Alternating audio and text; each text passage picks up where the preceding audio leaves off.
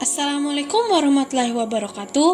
Halo semuanya, perkenalkan kami dari kelompok 6, kelompok mata kuliah BK Bimbingan dan Konseling dari sesi 009 yang diampu oleh Ibu Gusnidian Suri MPD. Kami akan menjelaskan mengenai bidang BK.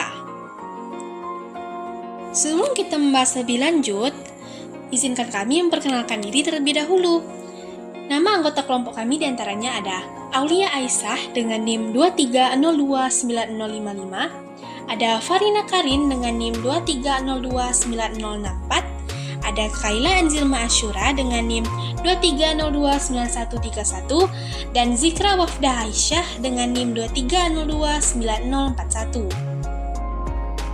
Daftar isi pembahasan materi yang akan kita bahas pertemuan kali ini diantaranya adalah: yang pertama, definisi bidang bimbingan dan konseling; yang kedua, tujuan yang ingin dicapai pada perkembangan individu; yang ketiga, jenis bidang bimbingan dan konseling; yang keempat, faktor pokok dalam bidang; dan yang kelima, ruang lingkup bimbingan karir. Sebelum kita membahas lebih lanjut, kita harus tahu dulu bidang BK itu apa sih?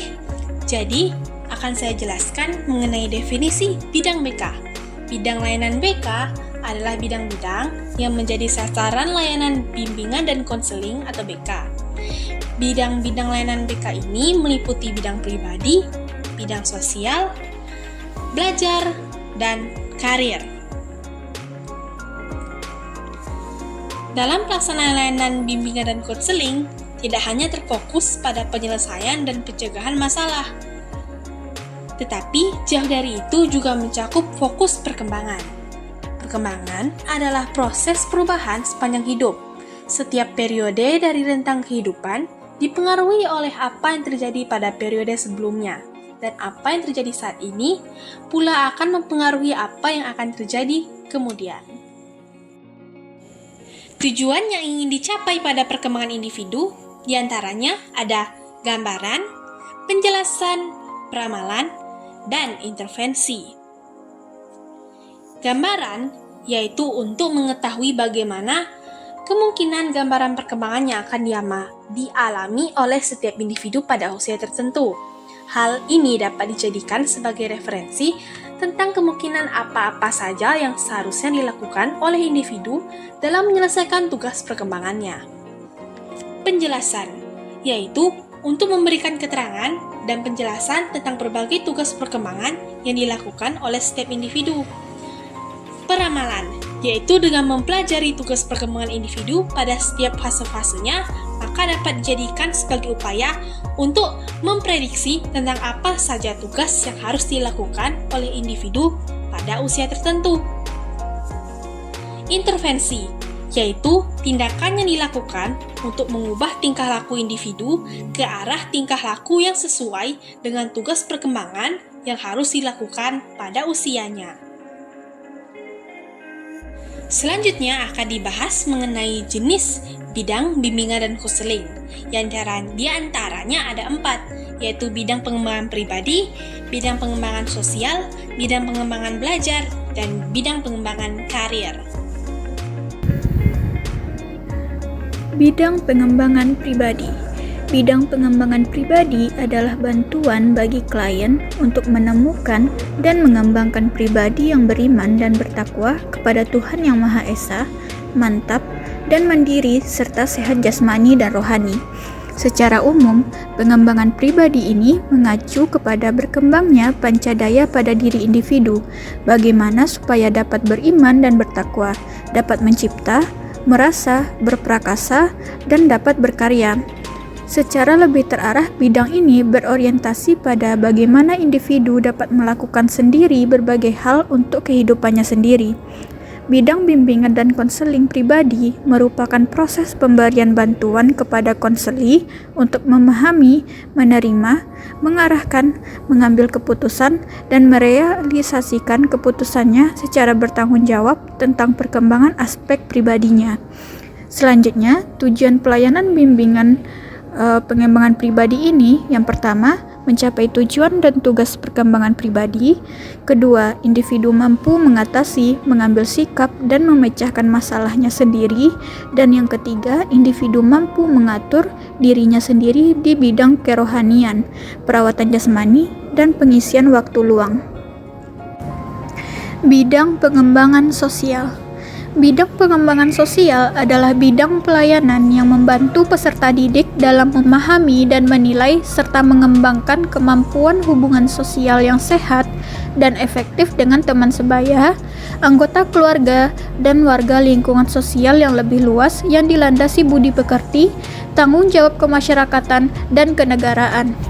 Bimbingan dan konseling sosial ini bertujuan untuk membantu klien atau siswa agar mampu berempati, memahami keragaman latar sosial budaya, menghormati dan menghargai orang lain, menyesuaikan dengan nilai norma yang berlaku, berinteraksi sosial yang efektif, bekerja sama secara bertanggung jawab, dan mengatasi konflik dengan orang lain berdasarkan prinsip yang saling menguntungkan.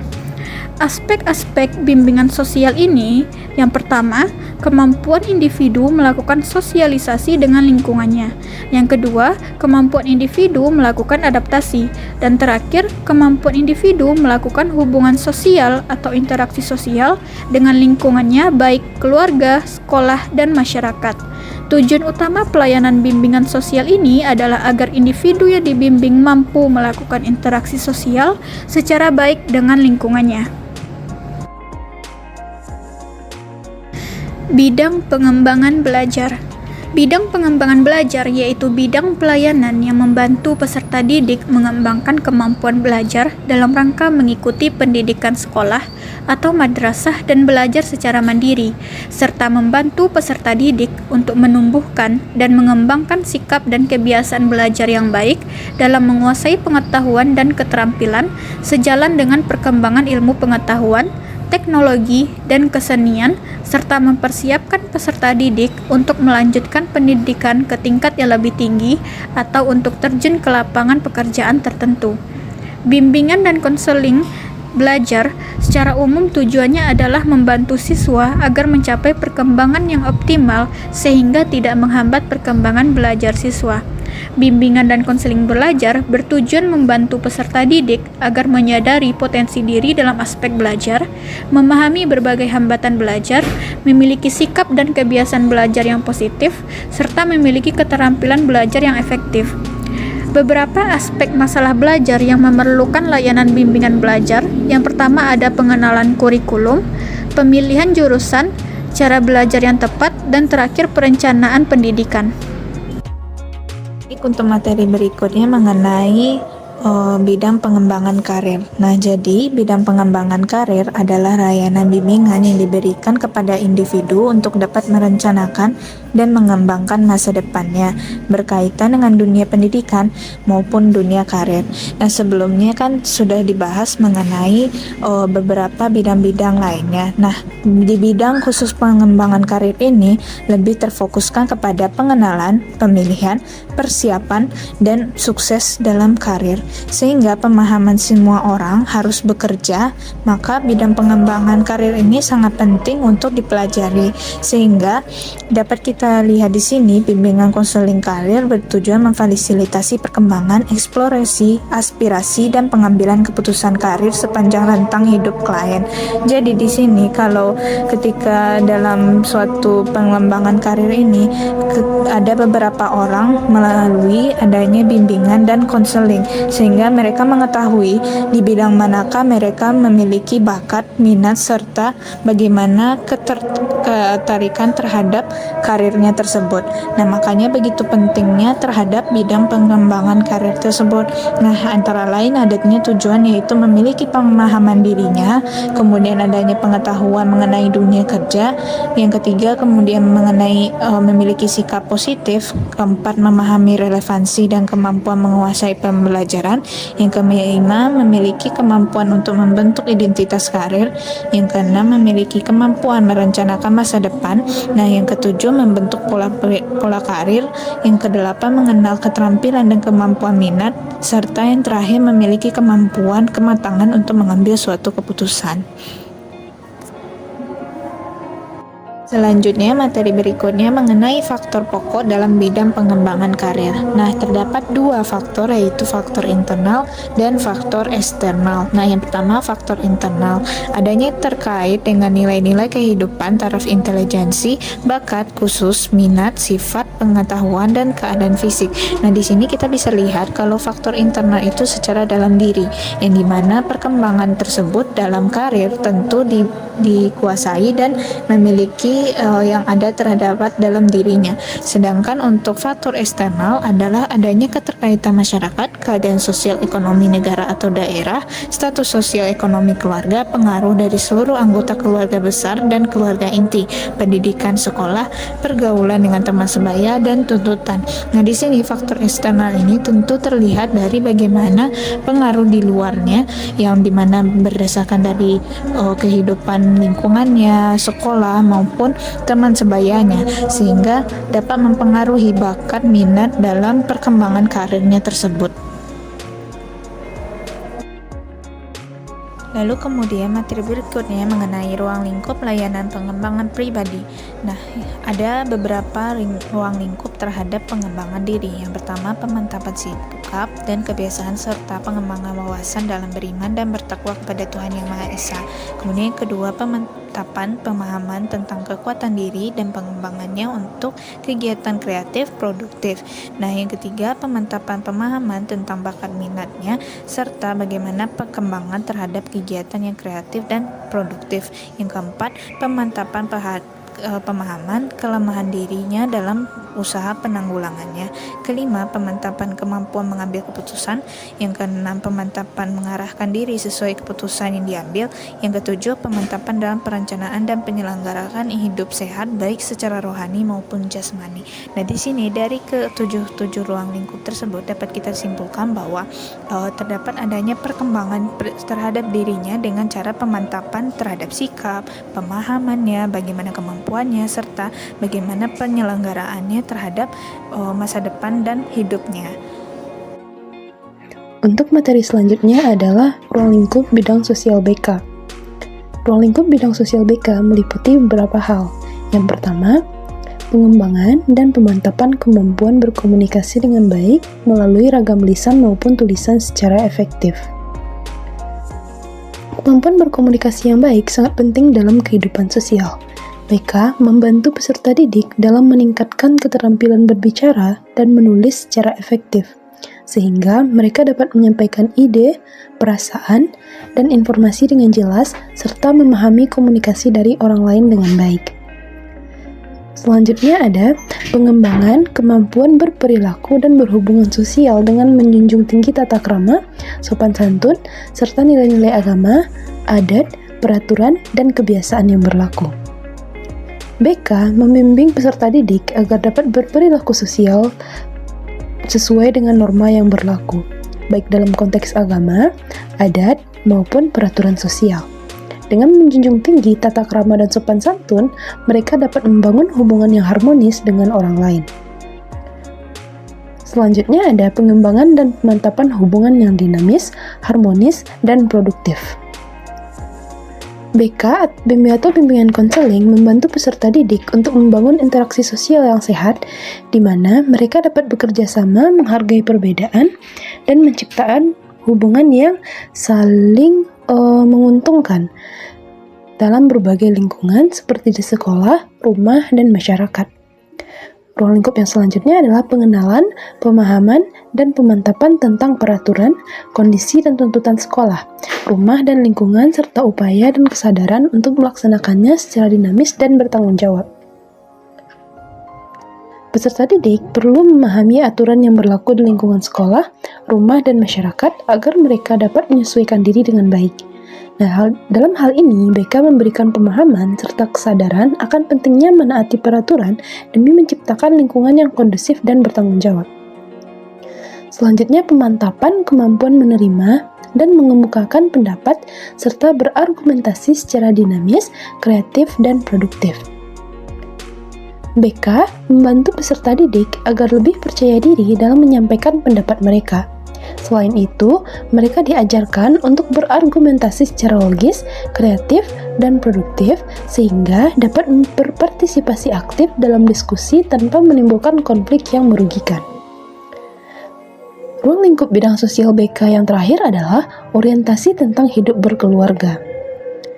Dalam BK, peserta didik diberikan pemahaman mengenai konsep kehidupan berkeluarga, termasuk bagaimana membangun keluarga yang harmonis, memahami peran masing-masing anggota keluarga, serta menghadapi berbagai tantangan dalam kehidupan keluarga dengan bijak. Nah, dengan adanya bimbingan dalam bidang sosial ini, peserta didik diharapkan dapat berkembang menjadi individu yang mampu berinteraksi dengan baik, menjalin hubungan sosial yang positif, serta menjalani kehidupan sosial dengan penuh tanggung jawab. Nah, materi selanjutnya adalah ruang lingkup bimbingan belajar. Nah, ruang lingkup bimbingan belajar BK meliputi beberapa hal. Nah, yang pertama, pengembangan sikap kebiasaan dan keterampilan belajar yang efektif dan efisien serta produktif dengan sumber belajar yang bervariasi dan kaya.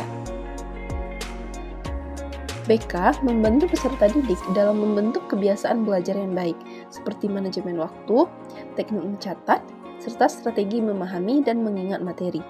Mereka juga dibimbing untuk memanfaatkan berbagai sumber belajar yang kaya dan bervariasi seperti buku, internet, diskusi kelompok, dan media digital. Sehingga dalam hal ini, BK mampu membantu peserta didik mengembangkan sikap, kebiasaan, dan keterampilan belajar yang efektif. Ruang lingkup dalam bimbingan belajar yang selanjutnya adalah menumbuhkan disiplin siswa dalam belajar dan berlatih, baik secara mandiri maupun kelompok. Konselor berperan dalam membimbing peserta didik untuk memiliki disiplin dalam belajar, baik secara individu maupun dalam kelompok. Disiplin ini mencakup konsistensi dalam mengerjakan tugas, mematuhi jadwal belajar, serta berlatih mengerjakan soal atau latihan untuk meningkatkan pemahaman. Selanjutnya, membaca materi program belajar. Peserta didik diajarkan strategi membaca yang efektif, seperti teknik membaca cepat dan memahami inti materi dari buku teks, modul, atau bahan ajar lainnya. Nah, dalam hal ini, BK membantu mereka untuk meningkatkan keterampilan membaca agar dapat menyerap informasi dengan lebih baik. Selanjutnya, membaca pemahaman dan pemanfaatan kondisi fisik, sosial, dan budaya lingkungan sekolah atau alam sekitar untuk pengembangan pengetahuan, keterampilan, dan pengembangan pribadi. BK juga berperan dalam membimbing peserta didik untuk memahami kondisi fisik, sosial, dan budaya di lingkungan mereka. Dengan memahami lingkungan sekitar, mereka dapat menggunakannya sebagai sumber belajar yang membantu dalam pengembangan ilmu pengetahuan, keterampilan, dan kepribadian mereka. Ruang lingkup bimbingan belajar yang terakhir adalah orientasi belajar untuk pendidikan tambahan dan pendidikan yang lebih tinggi. BK memberikan informasi dan bimbingan mengenai jenjang pendidikan yang lebih tinggi, seperti pilihan sekolah lanjutan, perguruan tinggi, atau program pendidikan tambahan. Peserta didik dibantu dalam mengenali minat dan bakat mereka, serta mampu mempertimbangkan pilihan pendidikan yang sesuai dengan potensi dan cita-cita mereka. Nah, dengan bimbingan dalam aspek-aspek belajar ini, peserta didik itu diharapkan dapat mengembangkan pola belajar yang lebih baik, meningkatkan hasil akademik, serta mempersiapkan diri untuk pendidikan lebih lanjut dan masa depan yang lebih cerah. Yang terakhir dari ruang lingkup bimbingan dan konseling adalah ruang lingkup bimbingan karir.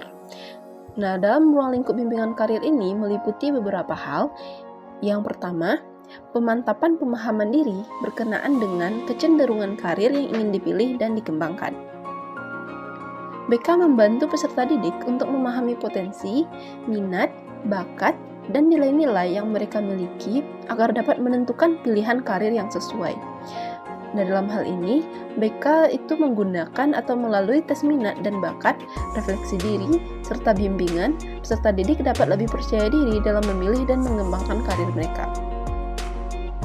Selanjutnya, pemantapan orientasi dan informasi karir pada umumnya dan karir yang ingin dipilih dan dikembangkan pada khususnya. BK menyediakan informasi yang relevan tentang berbagai bidang karir, termasuk tren di dunia kerja, keterampilan yang dibutuhkan, serta jalur pendidikan yang sesuai. Nah, dengan pemahaman yang lebih baik, peserta didik dapat membuat keputusan karir yang lebih terarah dan realistis. Yang ketiga ada orientasi dan informasi terhadap dunia kerja, usaha, dan memperoleh penghasilan yang baik dan halal untuk memenuhi kebutuhan dan tuntutan hidup berkeluarga, bermasyarakat, berbangsa, dan bernegara. Nah, ruang lingkup dalam bimbingan karir yang selanjutnya adalah orientasi dan informasi tentang dunia kerja dan usaha. Nah, dalam hal ini, BK juga membekali peserta didik dengan wawasan mengenai dunia kerja, termasuk jenis pekerjaan, lingkungan kerja, etos kerja, dan cara memperoleh penghasilan yang halal dan berkah. Selain itu, peserta didik juga diberikan informasi mengenai kewirausahaan sebagai alternatif karir untuk menciptakan lapangan kerja sendiri. Yang keempat ada berbagai pengenalan lapangan terhadap kerja yang dapat dimasuki tamatan SLTA atau Nah, untuk peserta didik yang ingin langsung bekerja setelah lulus, BK memberikan informasi mengenai jenis pekerjaan yang tersedia bagi lulusan SLTA, keterampilan yang dibutuhkan, serta bagaimana cara mengelamar pekerjaan, mengikuti wawancara, dan menyesuaikan diri di tempat kerja. Ruang lingkup bimbingan karir yang terakhir adalah orientasi dan informasi pendidikan tambahan dan pendidikan yang lebih tinggi, khususnya sesuai dengan karir yang ingin dikembangkan. Nah, dalam hal ini, BK juga membimbing peserta didik yang ingin melanjutkan pendidikan ke jenjang yang lebih tinggi dengan memberikan informasi-informasi mengenai berbagai pilihan perguruan tinggi, program studi, beasiswa, serta jalur pendidikan yang sesuai dengan karir yang ingin mereka capai. Nah, dengan adanya bimbingan dalam bidang pengembangan karir ini, peserta didik diharapkan dapat memiliki kesiapan yang lebih matang dalam memilih dan menjalani karir mereka, baik melalui jalur pendidikan lanjut maupun memasuki dunia kerja atau usaha. Kesimpulan yang dapat kita ambil ialah penyelenggaraan bimbingan konseling dapat terlaksana dengan baik karena adanya kerjasama dari seluruh personel pelaksana bimbingan sekolah. Layanan bimbingan dan konseling yang diberikan berupa layanan pribadi, yakni membantu menangani permasalahan pribadi, diantaranya menanamkan sikap dan kebiasaan dalam meningkatkan iman dan takwa, memfasilitasi pengembangan kemampuan diri siswa dan siswi, membimbing dan membantu mengatasi kesulitan belajar siswa-siswi, dan memberi dorongan untuk menerapkan budaya hidup bersih. Bimbingan bidang sosial dilaksanakan dengan penanganan berbagai permasalahan sosial yang muncul melalui hubungan sosial dengan lingkungan sekolah. Peranan guru kelas diantaranya membantu siswa-siswi dalam mengembangkan komunikasi secara lisan maupun tulisan, mengajak ikut aktif dalam kegiatan sekolah, mengembangkan hubungan sosial yang positif dengan teman sebaya, orang tua, dan lingkungan dan warga lingkungan sekolah, dan patuh terhadap aturan sekolah.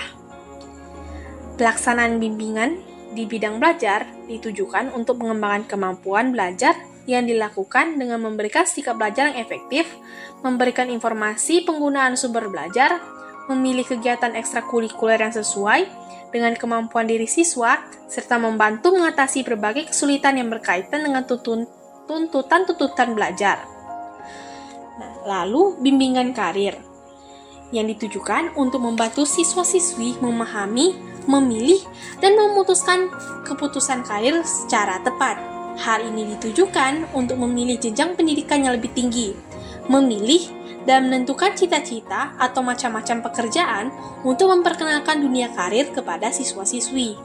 Pembahasan materi, cita-cita atau pekerjaan hanya ada di tingkatan kelas tinggi sehingga belum dilakukan bimbingan karir di tingkatan kelas rendah. Sekian materi yang bisa kami sampaikan, kami ucapkan terima kasih. Sampai jumpa!